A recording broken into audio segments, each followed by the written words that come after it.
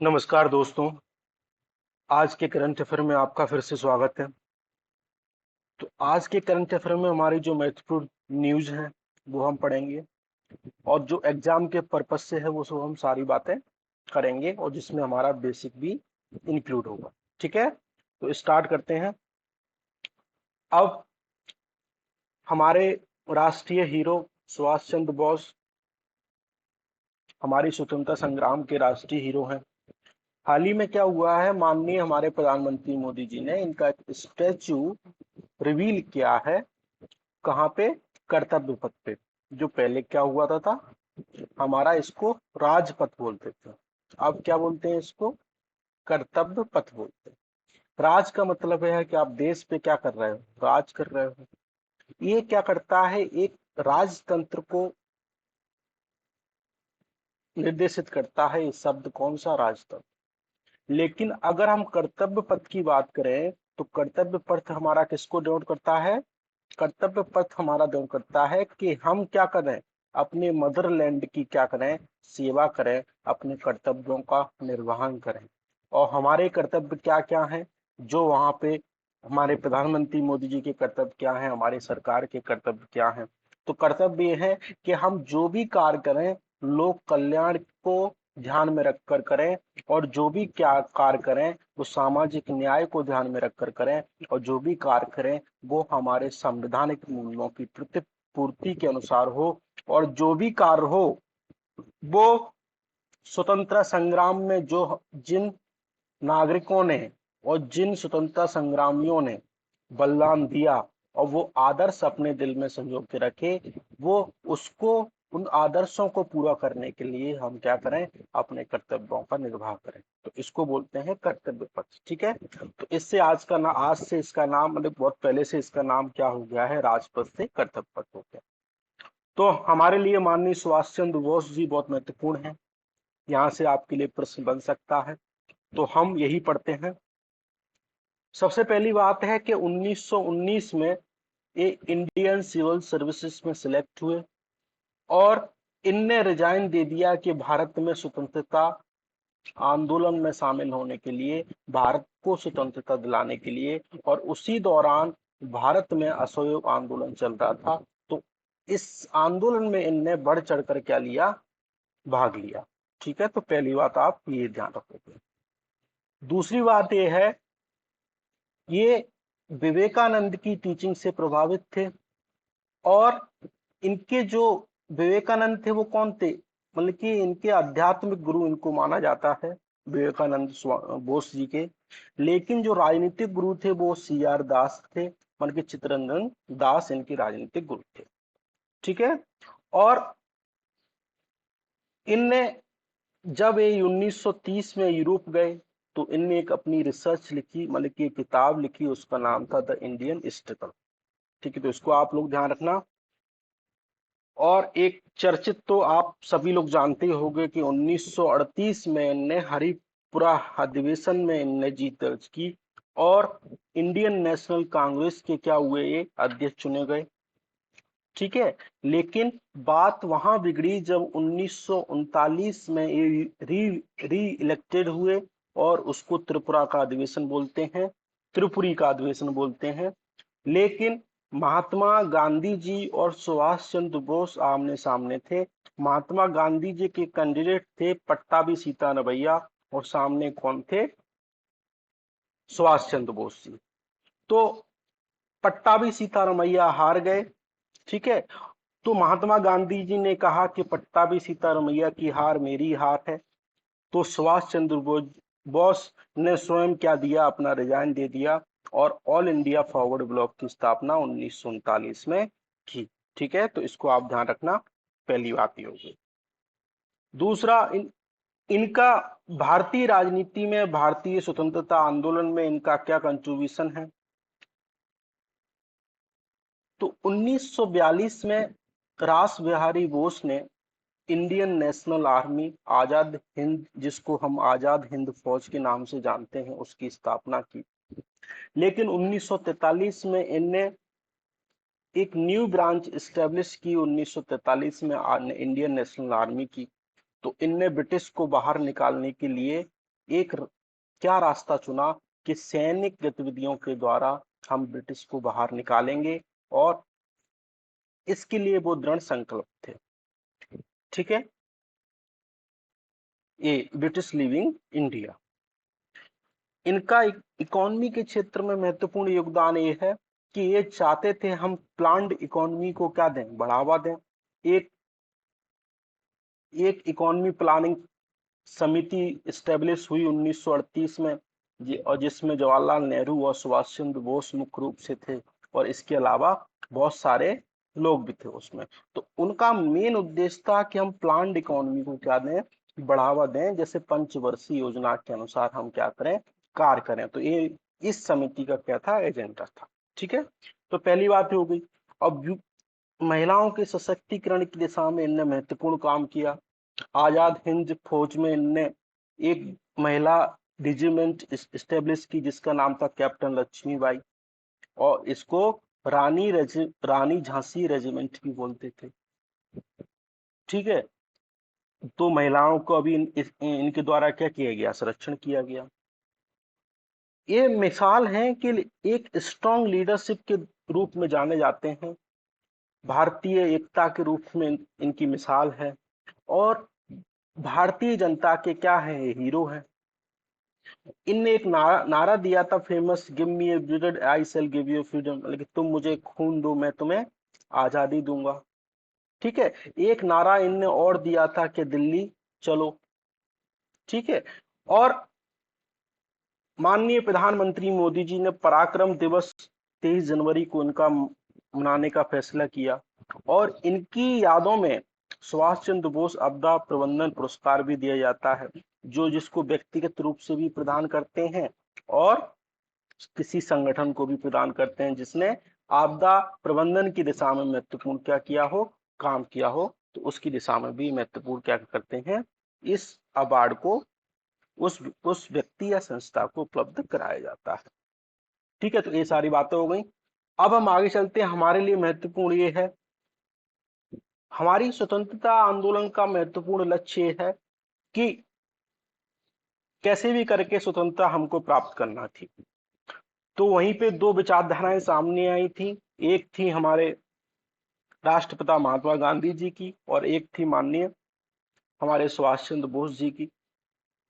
सबका मेन उद्देश्य था कि हमको स्वतंत्रता प्राप्त करनी है, लेकिन इनकी विचारधाराओं में कुछ सिमिलरिटी थी और कुछ डिफरेंस थे। तो वो हम समझ लेते हैं, हमारे एग्जाम की दृष्टि से बहुत महत्वपूर्ण चीज है।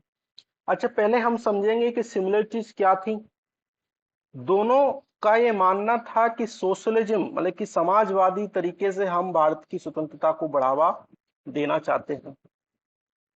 दोनों धार्मिक व्यक्ति थे, महात्मा गांधी जी गीता को मानते थे, और आध्यात्मिक गुरु माननीय बोस जी के कौन थे, स्वामी विवेकानंद जी।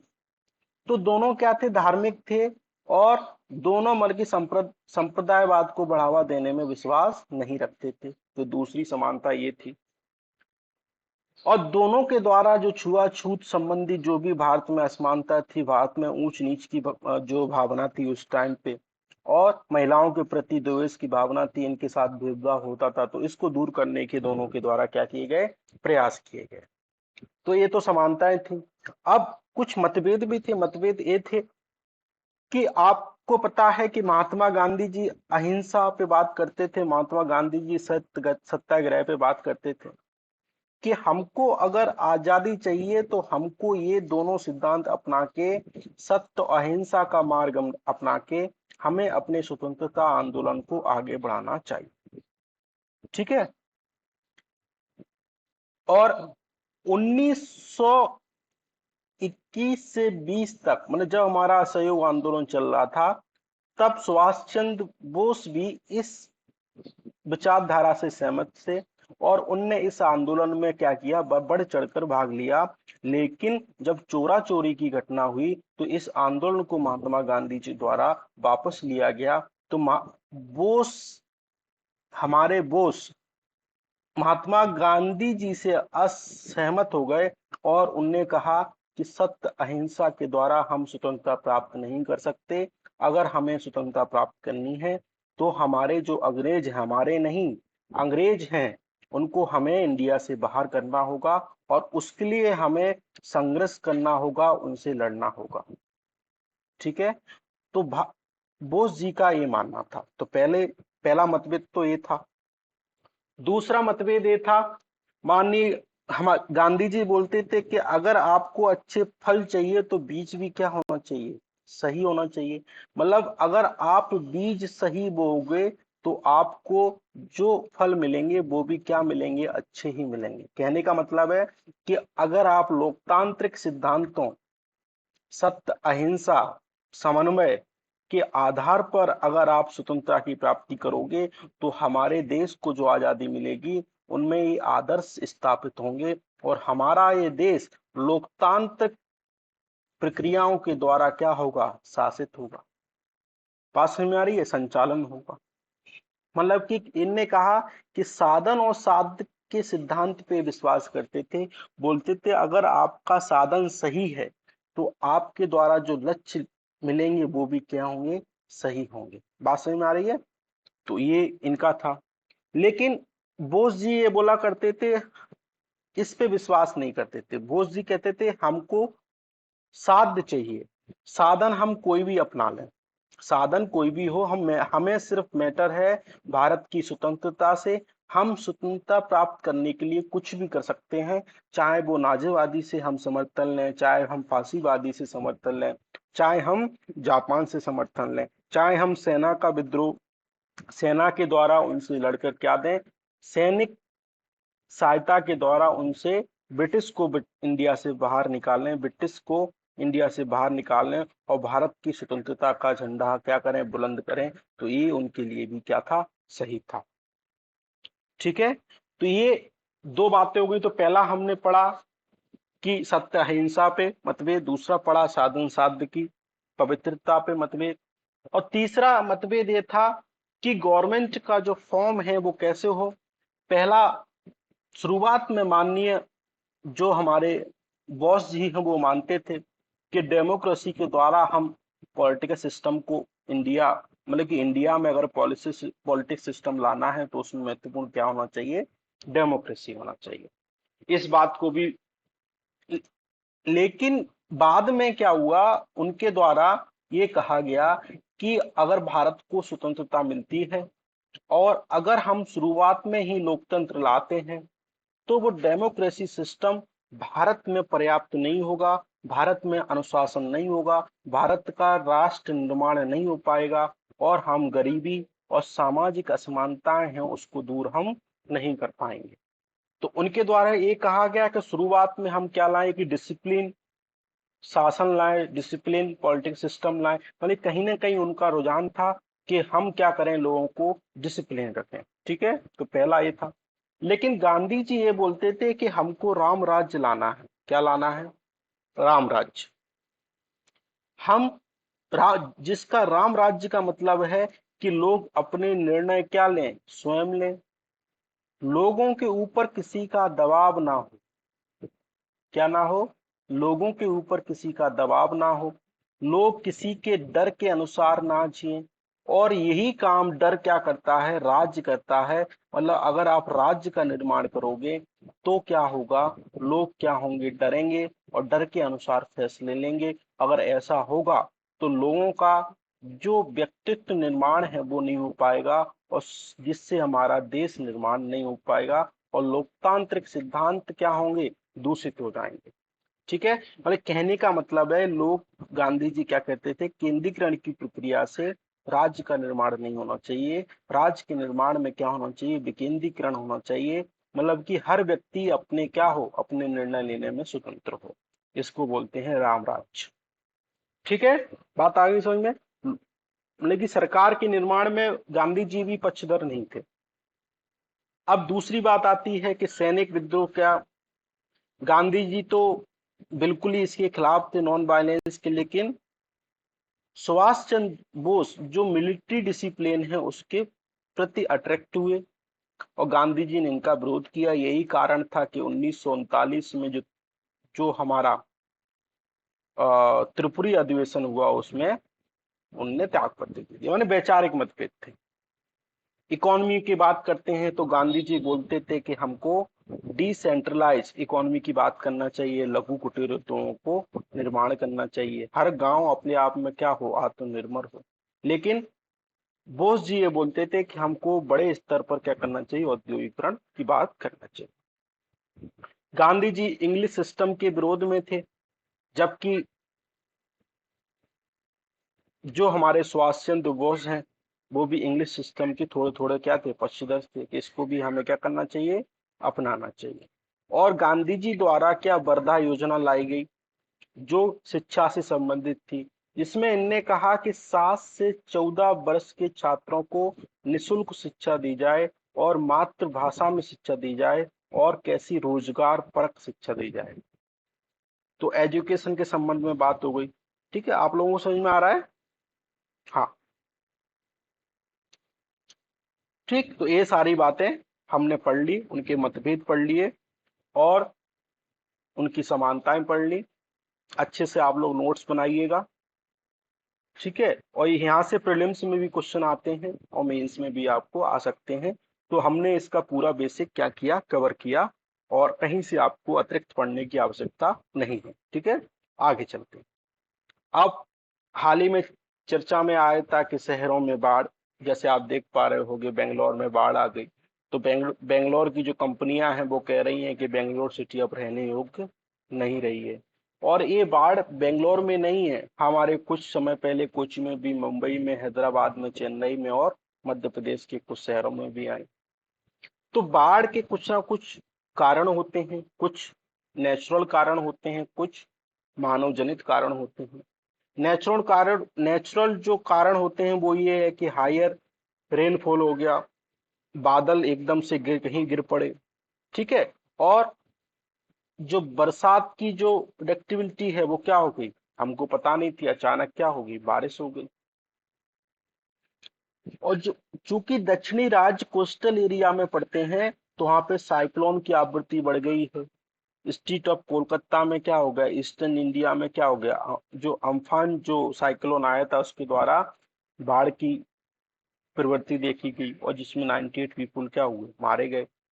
और 13.8 बिलियन डॉलर का हमको क्या हुआ, नुकसान हुआ। तो बाढ़ के द्वारा सामाजिक और आर्थिक नुकसान भी होता है, और कहीं अगर दूर और देखें तो राजनीतिक नुकसान भी हमको देखने को मिलता है, ठीक है। ये देख लेते हैं। बाढ़ के द्वारा ग्राउंड वाटर लेवल अगर सही से नहीं करते हैं ये लोग, मतलब कहने का मतलब आपने शहरीकरण का आपने सही से नहीं किया, तो वहां पे क्या होता है, पानी वो नीचे जाने की कोशिश नहीं करता है, तो वो नालियों में बहकर वो बाढ़ का रूप ले लेता है। वो मतलब एक शहरी बाढ़ का एक नेचुरल क्या है, कारण है। अब कुछ मानव जनित भी हो सकते हैं। आपने देखा होगा कि कहीं से मतलब नहर का जो क्षेत्र है, नदी का जो क्षेत्र है, वहां पे क्या इंक्रोचमेंट आपको देखने को मिलता है, आपको वहां पे अवसंरचनात्मक गतिविधियां देखने को मिलती हैं। अब यहीं से एग्जाम्पल देख लो कि बेंगलोर में 262 लेक थी 1960 में, अब केवल कितनी ले गई हैं, 10 रह गई। इसका मतलब है कि 252 जो वेटलैंड थी उस पे मानवों ने क्या किया, हमने क्या किया, हमने अवसंरचना का निर्माण कर लिया। अगर मान लो ज्यादा पानी बरसेगा तो पानी कहाँ आएगा, यहीं आएगा। बात आ रही समझ में? तो आप बाढ़ का सामना कर पाओगे। दूसरा, त्वरित शहरीकरण हुआ है और अनियोजित शहरीकरण हुआ है। मतलब कहीं भी मनाया वहां हमने घर बना लिए, कोई प्लानिंग सिटी नहीं है। बात समझ में आ रही है? तो ये मतलब कि ये भी कारण है। दूसरा, कि हमने मैंग्रोव को क्या कर दिया है, नष्ट कर दिया है। जो हमने 40% जो मैंग्रोव हैं हमने हमने नष्ट कर दिए हैं 1905 से 1995 से 2005 तक, मतलब 20 साल में। ड्रेनेज सिस्टम हमारा सही नहीं है। मतलब कि कैक की रिपोर्ट ये कहती है कि जो म्यूनिसिपलिटी होती हैं उनके द्वारा मैनेजमेंट सही से नहीं किया जाता। मतलब कि अगर बारिश का सीजन है तो उससे पहले जो हमारा सीवेज मतलब कि ड्रेनेज सिस्टम है उसको पहले साफ सफाई होनी चाहिए। लैक ऑफ डेटा है, डेटा सही से नहीं पता हमको। और जो हमारी फोरकास्टिंग होती है उसमें भी क्या है, विसंगतियां पाई जाती हैं, तो इसको भी हमको क्या करना चाहिए, इसको भी देखना चाहिए। और विभिन्न जो एजेंसियां हैं उनके मध्य क्या है, समन्वय की कमी है, लोगों को जागरूकता की कमी है, लोगों और एजेंसियों के मध्य क्या है, समन्वय नहीं है, तो ये भी एक कारण है। तो ये तो हमने कारण पढ़ लिए, कुछ नेचुरल कारण कारण थे, कुछ मानव जनित कारण थे। अब हम क्या कर सकते हैं, कुछ मिटिगेशन भी कर सकते हैं। तो सबसे पहला मिटिगेशन है कि हम स्पंज सिटी मिशन को बढ़ावा दें। स्पंज का मतलब है कि हमने क्या किया, इस तरह से सिटी बना दी, और अगर कोई ड्रेनेज सिस्टम होगा तो उसके द्वारा पानी को नीचे सोख लिया जाएगा, तो इसका बेनिफिट ये होगा कि बाढ़ भी नहीं आएगी और आपका जो ग्राउंड वाटर लेवल है वो भी क्या होगा, एक टाइम के बाद बढ़ेगा। तो ये हमें स्पंज सिटी वाला सिस्टम अपनाना चाहिए। हमें अमृत योजना के तहत जो हमारे ड्रेनेज सिस्टम है, अवसंरचना संबंधी प्रोग्राम, जो प्रोग्राम है उनको सही दिशा देनी चाहिए, उनकी प्लान होने चाहिए, पहली बात। और स्ट्रॉम वाटर डिस्पोजल सिस्टम हमें अपनाना चाहिए। मतलब कहने का मतलब है, जो एकदम पानी आ जाता है तो उसको डिस्पोजल करने का हमारे पास क्या होना चाहिए, तरीका होना चाहिए। उनकी ड्रेनेज सिस्टम हमारे पास कैसे होने चाहिए, बड़े बड़े होने चाहिए। ठीक है, तो ये भी एक समाधान है। दूसरा समाधान ये है कि हमको वाटर सेंसिटिव अर्बन डिजाइन अपनाना चाहिए, जैसे ऑस्ट्रेलिया में है, जैसे आप यहाँ पे देख पा रहे होगे। यहाँ पे कर दिया तो यहाँ पे अगर पानी बरसेगा तो ये कहाँ जाएगा, ग्राउंड वाटर में जाएगा। ये पार्क आप देख पा रहे होगे। तो इससे क्या होगा, जो वाटर होगा ग्राउंड वाटर में जाएगा तो ग्राउंड वाटर लेवल भी बढ़ेगा, तो बाढ़ की आने की संभावनाएं भी क्या होंगी, कम होंगी। और रेन गार्डन हमको हर घर के आगे बनाने चाहिए, जैसे जैसे न्यूयॉर्क में बने हैं, यहाँ से आप देख पा रहे हो। तो पानी अगर कहीं छत से आता है तो हमको क्या करना चाहिए, यहाँ पे पानी को काम यहाँ पे पानी को क्या करना चाहिए, यहाँ पे लाना चाहिए। अगर बरसात का पानी है, आपका छत का पानी है, मतलब कुल मिलाकर है, हमको वाटर हार्वेस्टिंग सिस्टम कर देनी चाहिए। ठीक है, तो ये सारे हम कार्य कर सकते हैं। और इसके अलावा जो भी समस्याएं थी उसको हमको क्या करना पड़ेगा, दूर करना पड़ेगा, तभी हम जो शहरी बाढ़ है उसकी समस्याओं से निपट पाएंगे। तो यही हमारा लेक्चर था। आई होप आप लोगों को पसंद आया होगा। अब क्वीन एलिजाबेथ सेकंड की डेथ हो गई। इनका कार्यकाल 1926 से 2022 तक रहा।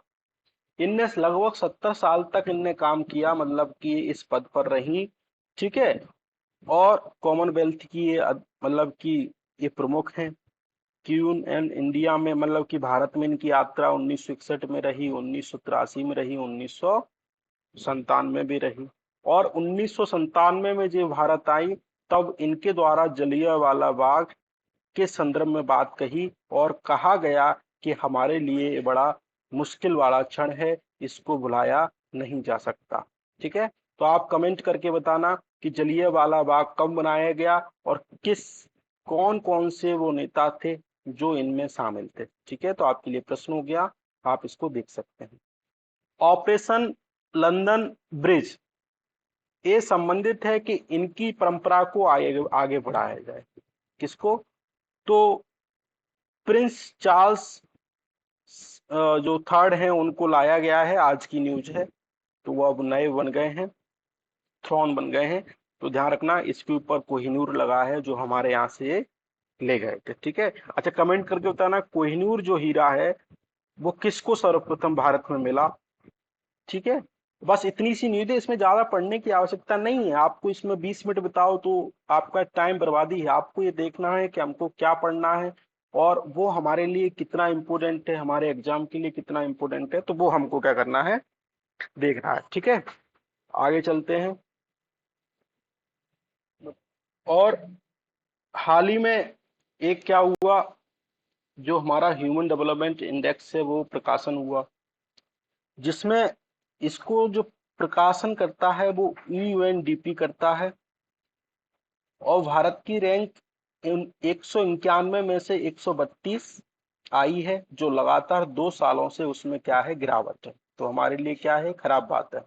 मतलब कि मानव संसाधन का विकास हमारे देश में क्या हो रहा है, लगातार गिर रहा है बढ़ने की बजाय, जबकि हम जनांकी की लाभांश की क्या करते हैं, बात करते हैं। ठीक है, तो ये महत्वपूर्ण है। इससे संबंधित जितने भी हमारे लिए मुद्दे हैं वो सब पढ़ेंगे, ठीक है। यूएनडीपी कौन कौन से इंडेक्स जारी करता है, ठीक है। तो ह्यूमन डेवलपमेंट जो इंडेक्स है उसके 3 डायमेंशन हैं। पहले उसको लेते हैं long health and healthy life, दूसरे लेते हैं नॉलेज मतलब ज्ञान, और तीसरे लेते हैं डिसेंट स्टैंडर्ड ऑफ लिविंग। इसमें आ जाता है हमारा जीएनआई में पर कैपिटा इनकम, इसमें आ जाता है नॉलेज में मीन ईयर ऑफ स्कूलिंग, इसमें आ जाता है आपका एक्सपेक्टेड ईयर ऑफ स्कूलिंग, इसमें आ जाता है लाइफ एक्सपेक्टेंसी एट पर, ठीक है। तो एक लाइफ से संबंधित अब आपका इंडेक्स हो गया, एजुकेशन संबंधित आपका इंडेक्स हो गया, और जीएनआई से संबंधित इंडेक्स हो गया। तो इन तीनों को मिलाकर आपका ह्यूमन डेवलपमेंट इंडेक्स क्या होता है, जारी होता है, जिसको यूएनडीपी क्या करता है, जारी करता है, ठीक है। तो आपके लिए महत्वपूर्ण है ये वाली चीजें, डायमेंशन इंडिकेटर और डायमेंशन इंडेक्स, तो आपको ये ध्यान रखना है, आपके एग्जाम की दृष्टि से महत्वपूर्ण है, ठीक है। पहली बात ये हो गई। अब क्या हुआ है, जो हमारा एसडीआई है उसमें हमारा स्कोर कितना है, 0.6 से 0.633 21 में, और जो विश्व का एवरेज है वो कितना है, 0.732। जो हाँ, इससे क्या मतलब हुआ कि जो वैश्विक एवरेज है उससे हमारा स्कोर क्या है, कम है, ठीक है। तो चिंता की बात है, इसको ध्यान देना चाहिए सरकार को। कारण क्या क्या रहे हैं कि हमने क्या किया है, डिक्लाइन किया है, कि कोविड-19 आया जिसके द्वारा सप्लाई चेन क्या हो गई, बाधित हो गई, ठीक। अभी वर्तमान में यूक्रेन बाढ़ संबंधी गतिविधियां चल रही हैं, और अभी पर्यावरण से संबंधित चिंताएं भी हमको देखने को मिल रही है, कहीं बाढ़ आ रही है, कहीं सूखा पड़ रहा है, तो ये सारी समस्याएं हैं। भारत की कैटेगरी है मीडियम में, मतलब कि भारत में अगर मानव संसाधन की विकास बात की जाए तो भारत कहाँ करता है, मीडियम से संबंधित क्या करता है, बात करता है, मीडियम स्टेज में आता है, ठीक है। लेकिन एक महत्वपूर्ण बात यह है कि भारत ने जो जनरल इनक्विलिटी इंडेक्स है उसमें सुधार हुआ है। पहले 0.490 था, अब कितना हो गया, 0.493 हो गया। तो ये महत्वपूर्ण बात है, 0.003 का वृद्धि हुई है। तो जनरल जेंडर इनक्विलिटी इंडेक्स को जारी कौन करता है, सबसे पहले इसको यूएनडीपी जारी करता है, ठीक है। और इसका जो डायमेंशन है वो क्या है, रिप्रोडक्टिव हेल्थ होनी चाहिए, एम्पावरमेंट होना चाहिए, और लेबर मार्केट होना चाहिए। रिप्रोडक्टिव हेल्थ में मैटरनल मोर्टेलिटी होना चाहिए, एडोलसेंट फर्टिलिटी, ठीक है, पार्लियामेंट रिप्रेजेंटेशन कितना है महिलाओं का, और एजुकेशन अटेनमेंट कितनी है जो सेकेंडरी और इससे बड़े लेवल पे, और महिलाओं का लेबर फोर्स में पार्टिसिपेशन कितना है। तो आपको मेनली 3 चीज ध्यान रखना है, हेल्थ, एम्पावरमेंट और लेबर मार्केट, ठीक है। आगे चलते हैं, ये ग्राफ है, हमने कहां से कहां आ गए हैं, यहाँ पे 0.633, तो इसको ध्यान रखना। अब यूएनडीपी के द्वारा मेनली जो इंडेक्स जारी किए जाते हैं, पहला किया जाता है inequality adjusted human development index, तो इसको ध्यान रखना। जेंडर डेवलपमेंट इंडेक्स, इसको ध्यान रखना। जेंडर इनइक्वलिटी इंडेक्स, इसको भी ध्यान रखना, और मल्टी डायमेंशन पॉवर्टी इंडेक्स, तो इसको भी ध्यान रखना। और एक नया ऐड किया गया, planetary pressure adjusted human development index, ठीक है। तो इसको ध्यान रखना, इसको बोलते हैं पीएचडीआई, ठीक है, पीएचडीआई। 1 2 3 4 5 इंडेक्स यूएनडीपी के द्वारा जारी किए जाते हैं। अब यूएनडीपी के बारे में पढ़ लेते हैं। इसका जो फुल फॉर्म है, यूनाइटेड नेशन डेवलपमेंट प्रोग्राम है। 1945 में, इस ध्यान के रखना, 1945 में इसका फॉर्मेशन हुआ। इसका जो हेडक्वार्टर है वो न्यूयॉर्क में है, और ये विकास और गरीबी से संबंधित जो भी गतिविधियां हैं उसको क्या करता है, काम करता है, और भारत क्या है, इसका मेंबर है, और ये पार्ट है United nation sustainable development group का, तो इसको आप चीज ध्यान रखना, ठीक है। आगे चलते हैं। सुप्रीम कोर्ट ने कहा है सरकार से कि आपके पास 3 मंथ है, आप क्या करो, जो ट्रांसजेंडर समुदाय है उनके लिए एक पॉलिसी निर्माण करो, जिसके तहत वो अपने रोजगार से संबंधित गतिविधियां क्या करें, बढ़ा सकें। और ये महत्वपूर्ण रूप से किस फील्ड में होना चाहिए, सिविल एविएशन सेक्टर में होना चाहिए। अच्छा, एक न्यूज आई थी ना, उसके एक जेंडर रिवील हो गया था, तो उसने फिर सिविल जो एविएशन से जो इंडस्ट्री थी उससे क्या दे दिया, बाहर हो गया। तो पायलट था मेन रूप से, ठीक है, तो उसकी आइडेंटिटी क्या हो गई, रिवील हो गई। तो आप उस बच्चे का, आप जो पायलट था उसका नाम बताइएगा, मैं एक्चुअली याद नहीं कर पा रहा हूँ, कमेंट करके बताना, ठीक है। सरकार ने क्या क्या प्रयास किए हैं। सरकार ने transgender person protection of right act 2019 लेके आई है। इसके तहत national council for transgender person का निर्माण होता है। ये क्या करती है, जो सरकारी और निजी क्षेत्र में इनके विरुद्ध कोई भी अगर मतभेद करता है, कोई विभेद करता है, जो रोजगार से संबंधित गतिविधियां हैं, और कोई मतलब कि रिक्रूटमेंट प्रोसेस है उससे संबंधित गतिविधियां हैं, तो इनमें क्या करते हैं, वो उस पर प्रतिबंध लगाते हैं और जुर्माना से संबंधित कार्य भी करते हैं। मतलब इनका क्या करना है, हमको एम्पावरमेंट करना है, तभी हम कार्य कर पाए, ठीक है। तो पहली बात ये होगी। दूसरा, इसको generally LGBT I Q plus से हम डिनोट करते हैं इस समुदाय को। केरला पहला राज्य है जिसने ट्रांसजेंडर पॉलिसी का निर्माण किया है, और स्वीकृति जो योजना है वो उड़ीसा के द्वारा लाई गई है। सरकार के द्वारा national portal for transgender person launch किया गया है। सरकार के द्वारा गर्भागृह लाए गए, इसमें सब सुविधाएं उनको दी जाएंगी। और जो ट्रांसजेंडर कम्युनिटी है उनको ओबीसी कैटेगरी के तहत क्या दिया जाएगा, आरक्षण दिया जाता है। 2014 में सुप्रीम कोर्ट ने निर्णय दिया था, तो इसको आप ध्यान रखना, ठीक है।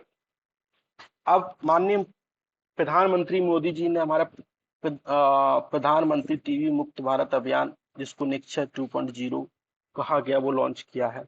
इनका उद्देश्य है कि 2025 तक हमको क्या होना है, टीवी फ्री होना है। और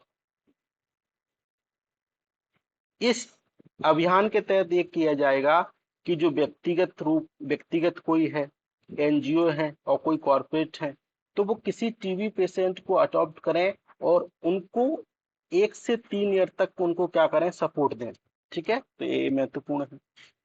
और उनको क्या करें, जो भी मतलब कि उनका अतिरिक्त जो डायग्नोस किया जाएगा, ताकि जो संबंधित जो भी बीमारी है उसको जल्दी से जल्दी क्योर किया जा सके। इसमें क्या होगा, जो हेल्थ सिस्टम है उसको पेशेंट सेंट्रिक बनाया जाएगा। क्या बनाया जाएगा बेटा, पेशेंट सेंट्रिक, ताकि उसको कोई परेशानी ना हो, ठीक है। तो इसको आप ध्यान रखना। अब हाल ही में आपको पता है कि इंडिया ने बैन लगा दिया था। अब क्या, India bans broken rice export, तो इसने क्या किया, बैन थोड़ा सा हटा लिया है।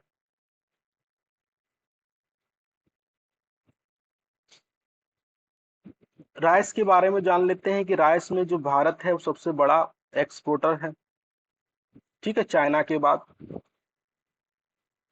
बैन क्यों लगाया था,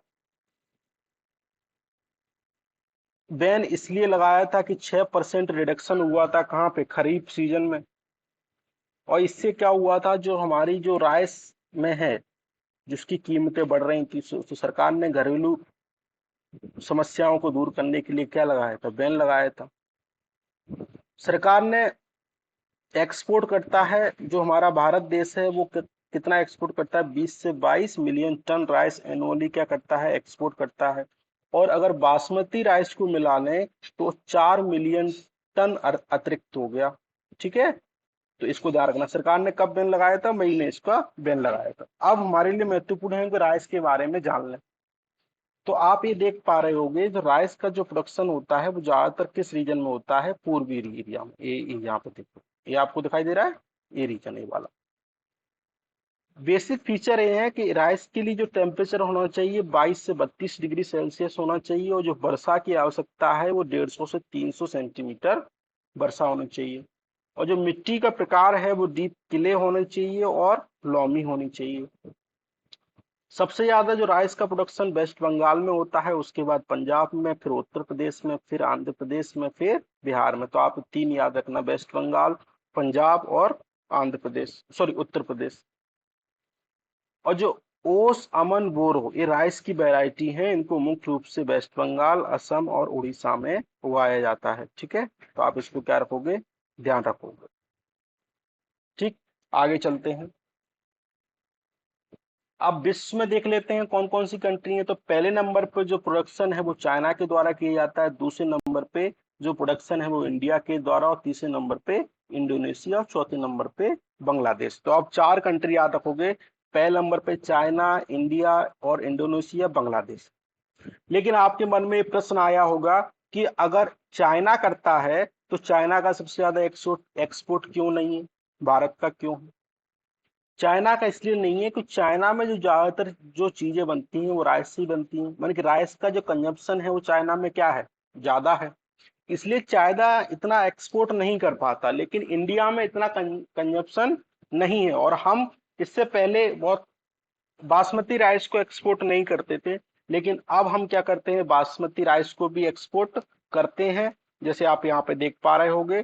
तो इससे हमारा जो एक्सपोर्ट है वो पहले नंबर पे है विश्व में। इससे संबंधित प्रश्न है वो आपके प्रीलिम्स में आ भी चुका है, ठीक है, तो आप ध्यान रखोगे इसको।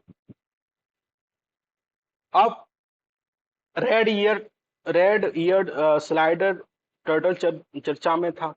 एक स्टडी सामने आई है कि ये वाला जो टर्टल है, ये आप देख पा रहे होंगे यहाँ पे, ये हमारी बायोडायवर्सिटी जैव विविधता के लिए क्या है, खतरा है, ठीक है। और ये नेटिव है, तो ये महत्वपूर्ण न्यूज है। मतलब कि ये इन्वेजिव स्पीसीज है, मतलब हमारे लिए क्या है, आतंकी है, इतना समझो बस आप, ठीक। और ये native to south eastern USA और मैक्सिको से संबंधित है, बस इतना ध्यान रखना। भारत में जो वाइल्ड लाइफ प्रोटेक्शन एक्ट है उसके तहत इसको कवर नहीं किया जाता है, लेकिन जो इंडियन टर्टल स्पीसीज हैं उनको क्या किया जाता है, कवर किया जाता है, इस बात को आप ध्यान रखना। और आईयूसीएन की लिस्ट में ये लीस्ट कंसर्न में, ठीक है, जो आतंकी है उसको क्या संरक्षण, पहला ये, मतलब समझने के लिए, आतंकी आतंकी नहीं है लेकिन समझने के लिए, ठीक है। अब आप एक बात समझो, हमारे लिए शब्द आया कि वाइल्ड लाइफ प्रोटेक्शन एक्ट क्या है, हम इससे प्रश्न बन जाते हैं। तो सबसे पहले महत्वपूर्ण बात है कि हम हिस्ट्री समझ लें। सबसे पहले 1887 में एक वाइल्ड बर्ड प्रोटेक्शन एक्ट लाया ब्रिटिश गवर्नमेंट के द्वारा। 1912 में इसको एनिमल प्रोटेक्शन एक्ट कहा गया, 1935 में इसको अमेंड किया गया। और फिर क्या सब इससे 1972 से पहले, 1976 से पहले क्या था, जो हमारा जो वाइल्ड से संबंधित, जो हमारा फॉरेस्ट से संबंधित जो भी मतलब विषय थे वो राज्य सूची में आते थे, लेकिन 42वें संविधान संशोधन द्वारा इसको समवर्ती सूची में लाया गया और wild life protection act 1972 Bharat में अपनाया गया, ठीक है, तो इसको ध्यान रखना। अब इसमें क्या रहता है कि 6 अनुसूची है, 6 शेड्यूल हैं, ये संपूर्ण भारत में अप्लाई होता है। अब तो जम्मू कश्मीर से 370 क्या हो गया है, हट गया है, तो अब क्या होता है, संपूर्ण भारत में इसको अप्लाई होता है। और इसके द्वारा शेड्यूल कितने हैं, 6 हैं। पहले और सेकंड शेड्यूल में इनके द्वारा मतलब कि एब्सोल्यूट प्रोटेक्शन है, मतलब कि पूर्णतः सुरक्षा है। अगर आप इनके मतलब कि कोई भी जीव, वन्य जीव के को मतलब कि उनके खिलाफ कार्य करने का प्रयास करेंगे तो आपको जुर्माना और दंड लग सकता है। शेड्यूल थर्ड और फोर्थ में क्या है, प्रोटेक्शन है लेकिन जुर्माना क्या है, कम है, पेनल्टीज क्या है, कम है। और शेड्यूल 5 में क्या है, मतलब कि ऐसे जो भी एनिमल जिनका शिकार किया जाता है वो शामिल रहते हैं। इस पे प्रश्न इस बार भी आया था और इससे पिछले प्रीलिम्स में भी आया था, तो इस बार के प्रीलिम्स में भी शेड्यूल 5 पे प्रश्न है, आप देखना। और इससे पिछले वाले प्रीलिम्स में भी शेड्यूल 5 पे क्या है, प्रश्न है। मतलब इनके द्वारा सरकार क्या करती है, घोषित करती है कि आप इसको हंटित कर सकते हो अगर हमारी वो जैव विविधता के लिए क्या है, हानिकारक है। जैसे आपने बिहार में देखा होगा नील गाय, ये किसानों की फसल को क्या कर देती हैं, बर्बाद कर देती हैं, तो इसको आप ध्यान रखना, ठीक है, इससे आपको याद रहेगा।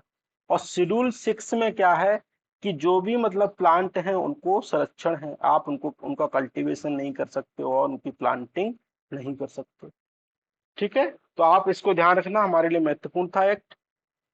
अब नॉर्थ कोरिया ने अपने आप को क्या किया है, न्यूक्लियर आर्म यूज करने के लिए बोला है कि हम इसको स्ट्राइक भी कर सकते हैं और अपने आप को न्यूक्लियर स्टेट भी क्या कर दिया है, डिक्लेयर कर दिया। तो हमारे लिए नॉर्थ कोरिया का में महत्वपूर्ण, ये आप देख पा रहे होंगे, साउथ कोरिया और नॉर्थ कोरिया के बीच में से लाइन जाती है, उसको बोलते हैं 38 डिग्री पैरेलल। ठीक है, तो आप इसको ध्यान रखना। ये इसकी राजधानी है, ये साउथ कोरिया की राजधानी है, और ये शीश है, इसको हमने कल ही पढ़ा था। ठीक है, अब एक चर्चा में न्यूज ये है कि मध्य प्रदेश के जो कूनो नेशनल पार्क है उसमें चीता को इंट्रोड्यूस किया जाएगा, उसका उद्घाटन कौन करेंगे? माननीय प्रधानमंत्री मोदी जी करेंगे। ठीक है, तो हमारे लिए हमारे लिए कूनो नेशनल पार्क महत्वपूर्ण है। कूनो नेशनल पार्क मध्य प्रदेश में मुख्यतः पाया जाता है, लेकिन सीमा इसकी कहाँ लगती है? राजस्थान से भी लगती है। ठीक है, आप इसको ध्यान रखना। और इसको कहाँ से लाया जाएगा? नामीबिया से लाए जाएंगे 8, 12 कहाँ से लिए जाएंगे? साउथ अफ्रीका से। आगे चलते हैं, अब हम अंतर जान लेते हैं कि अफ्रीका चीता और जो किंग चीता रहता है और जो एशियन चीता रहता है उसमें क्या अंतर है। अफ्रीकन चीता जो आईयूसीएन की लिस्ट में वनरेबल है, और किंग चीता जो आईयूसीएन की लिस्ट में क्या है? वनरेबल है। और जो एशियन चीता है वो क्या है? क्रिटिकल इंडेंजर है। तो इसको आप ध्यान रखना। लोकेशन कहाँ कहाँ पाया जाता है? अफ्रीकन अंगोला में पाया जाता है, Botswana, Mozambique, Namibia, South Africa and Zambia में। किंग चीता में क्या होता है? ये थोड़ा सा बड़ा रहता है, इसमें म्यूटेशन के कारण, मतलब कि जीन में थोड़ा सा परिवर्तन के कारण, और मेलानिन जो रहता है उससे चेंजेस के कारण इसमें थोड़ा सा आप देख पा रहे होंगे चेंजेस हो गया। ये लोकेशन जो एशियन चीता है वो हमारा कहाँ? ईरान में अभी ओनली पाया जाता है, इसके अलावा कहीं भी पाया जाता है, बाकी जगह से क्या हो गया है? विलुप्त हो गया है। तो यही प्रयास है कि हम इस वाले चीता को कहाँ लाएं? एशिया में। एशिया में मुख्य रूप से भारत में, भारत में मुख्य रूप से मध्य प्रदेश में, मध्य प्रदेश में मुख्य रूप से कूनो नेशनल पार्क में। ठीक है, तो इसको लाने का प्रयास हो रहा है ताकि इनका प्रोडक्शन हम क्या कर सकें? बढ़ावा बढ़ाने का प्रयास कर सकें, जिससे क्या होगी? जैव विविधता को क्या होगा? बढ़ावा मिलेगा। ठीक है, तो इसको आप ध्यान रखना। आगे चलते हैं, एक साइबोर्ग कॉकरोच का निर्माण किया है जो जापानी साइंटिस्ट हैं, उन्हें आप देख पा रहे हैं ऐसे वाला। साइबोर्ग का मतलब है कि इसमें जो ऑर्गेनिक कंपोनेंट भी है और बायो मैकेट्रॉनिक जो हमारे जो कंपोनेंट हैं वो भी शामिल रहते हैं। मतलब इसमें मानव के अंग, मतलब कि जो जैविक अंग हैं वो भी शामिल रहते हैं, और जो आर्टिफिशियल इंटेलिजेंस बेस्ड जो सिस्टम रहता है, जो टेक्नोलॉजी आधारित सिस्टम होता है, जैसे आप यहाँ पे देख पा रहे होंगे, तो वो भी शामिल होता है। इसको हम अगर समझने के लिए कहें तो जैसे क्या कहें, अर्ध मानव की श्रृंखला में, अर्ध जीवी की श्रृंखला में इसको देख सकते हैं। ठीक है, तो आप इसको देख सकते हैं। पहली बात ये हो गई। अब हमारे लिए एक महत्वपूर्ण मुद्दा यह है कि इंडिया चाइना में एक डिस एंगेजमेंट हो रहा है। जो पेट्रोलिंग पॉइंट हमारा 15 है, जिसको गोगरा हॉट स्प्रिंग बोलते हैं। जैसे गोगरा हॉट स्प्रिंग आप ये देख पा रहे हो, ये वाला यहाँ से क्या हो रहा है? डिस एग्रीमेंट हो रहा है, ये यहाँ पीछे जा रहा है। तो दौलत बेग ओल्डी ये ऊपर है, आप यहाँ पे देख पा रहे होगे, और गलवान वैली इधर है, पोंगोंग लेक इधर है। ठीक है, तो ये मैप है, आप इसको एक बार पॉज करके देख लेना। चाइना क्लेम करता है कि हमारा एरिया ये पूरा है, और अभी जो आ गया है, आप देख पा रहे होगे गलवान वैली यहाँ पे कन्फ्लिक्ट हुआ था। बात समझ में आ रही है? तो ये चाइना इतना आगे आ गया, ये डेप्सांग प्लेन है। तो यहाँ से अब क्या हो रहा है? डिसएंगेजमेंट हो रहा है कि दोनों तरफ क्या जाएंगी?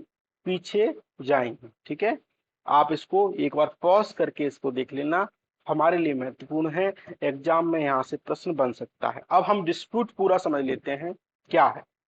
जैसे पूरा जो बॉर्डर है ये चाइना और इंडिया का लगता है, ये हमारा हमारा पार्ट है, इसको पाकिस्तान ने ऑक्युपाइड करके रखा है। इस पार्ट को, ये भी हमारा पार्ट है, लेकिन पाकिस्तान ने इसको चाइना को दे दिया है। यहाँ क्या है? सियाचिन ग्लेशियर है ऊपर। ये भी हमारा पार्ट है, इसको इसको चाइना ने ऑक्युपाइड करके रखा है। और ये आप देख पा रहे होगे, ये अरुणाचल प्रदेश वाला पार्ट है, यहाँ पे ये चाइना बोलता है कि ये हमारा पार्ट है। ठीक है, इसको मैक मोहन लाइन बॉर्डर बोलते हैं। तो ये एरिया है पूरा। ठीक है, तो ये आप इसको एक बार पॉज करके, यहाँ तक है मैंने समझा दी। और यहाँ पे नेपाल से संबंधित एरिया है जिसको काला पानी विवाद बोलते हैं। तो ये हमारी एरिया है जो विवाद से संबंधित। सबसे ज्यादा सीमा हमारी बांग्लादेश से लगती है, उसके बाद किससे लगती है, चाइना से लगती है। ठीक है, और एक एक स्वच्छ वायु दिवस चर्चा में था। मतलब कहने का मतलब है कि हमको एयर क्वालिटी को इम्प्रूव करना है, इसके प्रति हमको जागरूकता बढ़ाना है। अब नेशनल क्लीन एयर प्रोग्राम को बढ़ावा देना है, इसको हमने कल भी पढ़ा था। इसका मतलब है कि हमको एयर क्वालिटी को क्या करना है, बढ़ावा देना। ठीक है, आप इसको ध्यान रखना। अब एक मियावाकी टेक्निक चर्चा में है, इससे संबंधित जो प्रश्न है वो हमारा इस बार के प्रीलिम्स में आ चुका है। मियावाकी टेक्निक का मतलब है कि हम जो शहरी जो, अगर शहरों में अगर हमको वन का निर्माण करना है, जैसे आप ये देख पा रहे हो, तो छोटे छोटे जो माइक्रो फॉरेस्ट है उनका हम निर्माण कर सकते हैं ऐसे। देखो छोटे छोटे, तो उससे क्या होगा, जो कार्बन डाइऑक्साइड को जो इमिशन ज्यादा है उसको हम कम कर पाएंगे। इसको जापानीज जो बॉटनिस्ट हैं उनने कॉइन किया, अकीरा मियामाकी। तो इन्हीं के नाम पे इसको बोलते हैं मियामाकी टेक्निक। ठीक है, तो आपको केवल इतना ध्यान रखना है कि मियामाकी टेक्निक किससे संबंधित है। तो आप ध्यान रखोगे कि जो शहरी जो वनीकरण है उसको बढ़ावा देने के लिए, और creating micro forest over small plot of land, जैसे एक प्लॉट ले लिया उसमें उन्होंने माइक्रो फॉरेस्ट का निर्माण कर दिया, तो इसको बोलते हैं मियामाकी टेक्निक। ठीक है, तो आज का लेक्चर इतना ही था। आई होप आप लोगों को पसंद आया होगा, और पसंद आए तो जरूर लाइक और शेयर जरूर करना। Thank you very much.